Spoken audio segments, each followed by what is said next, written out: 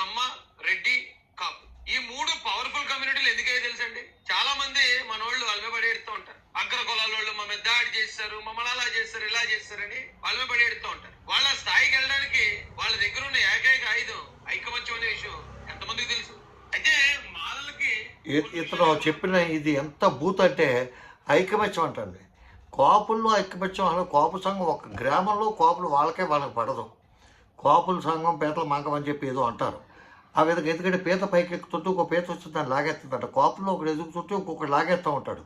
అటువంటి కులం కాపు కులం.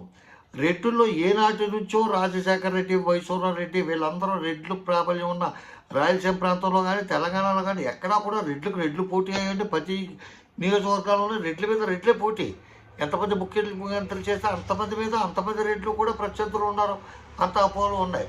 కమ్మవారు కొంత ఐకమత్యంగా ఉన్నమాట మాత్రం వాస్తవం.